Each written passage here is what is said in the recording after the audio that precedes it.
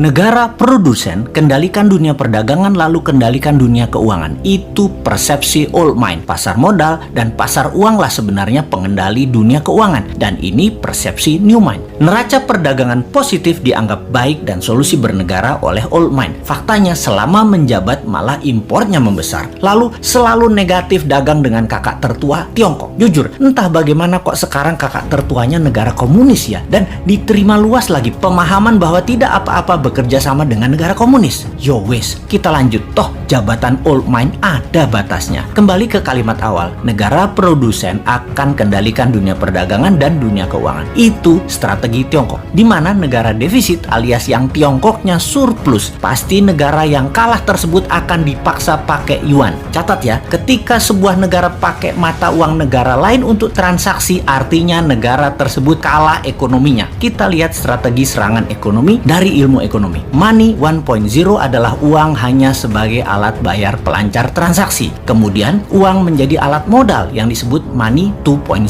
Kemudian uang menjadi alat kendali ekonomi disebut money 3.0. Salah satunya debt trap yang Tiongkok lakukan pintar. Dari money 1.0 langsung ke 3.0 karena ya memang Tiongkok nggak punya Wall Street, tempatnya money 2.0. Kita lompat sebentar sebelum balik ke money 3.0 agar sambungannya paham. Sejarah Partai Komunis di Tiongkok, di mana orang-orang nasionalis kabur keluar Tiongkok ketika komunis berkuasa dengan tangan besi. Satu ke Taiwan, jadi negara yang dipayungi Amerika. Yang kedua ke Hong Kong, jadi city country di bawah Inggris. Keduanya, Taiwan dan Hong Kong ekonominya maju pesat sejak tahun 60-an hingga saat ini. Sejak tahun 1989, reformasi ekonomi di Tiongkok melawan hegemoni IMF mulai dijalankan secara gerilya, main dengan globalis dan main dengan double standard, yaitu renminbi yuan. Catat sekali lagi, nantinya kita new mind akan pakai strategi yang sama ini, kecuali kalian masih suka dengan old mind yang sekarang berkuasa. Apa yang Tiongkok lakukan setelah memutuskan melawan IMF, namun di permukaan pura-pura taat pada Amerika? Ini terjadi di zaman Deng Xiaoping awal mulanya. Mereka jadi negara produsen buruh murah. Maklun mengerjakan sebagai tukang jahit apa saja yang disuruh globalis. Lalu perlahan menggeser dari maklun tukang jahit menjadi negara produsen. Maklun ini adalah strategi agar terjadi pembiasaan. Ketika awal menjadi negara produsen, Tiongkok mengizinkan pemalsuan atau kopi atau tiru merek-merek ternama dunia untuk beredar di dalam negerinya. Semakin mahir, maka mulai negara membiayai sektor hulu produsen, pabrik-pabrik dengan uang renminbi yang uang tersebut tidak boleh beredar di luar negeri, hanya boleh beredar di Tiongkok. Inilah awal tahun 90-an mereka lakukan ini semua secara masif, secara gila-gilaan. Apa saja dibangun,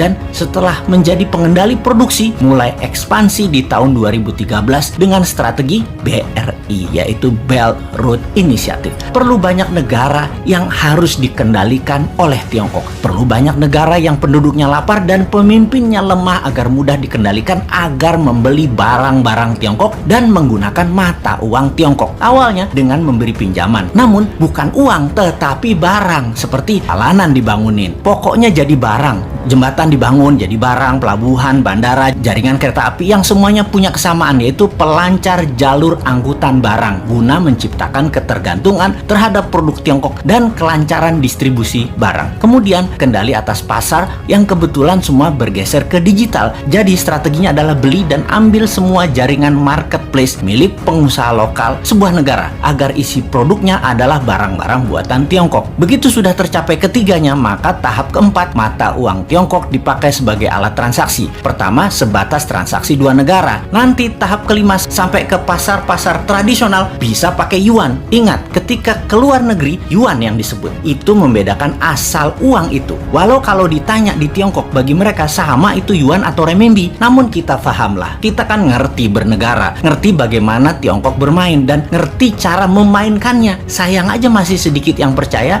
dan masih banyak yang tidak peduli. Wajar kalau masyarakat tidak tahu, namun pejabat yang tidak peduli dan tidak tahu juga banyak banget. Apalagi yang mau menari jadi presiden di 2024. Rasanya nggak ada yang paham beginian. Yang penting gue populer dan rakyat pilih gue.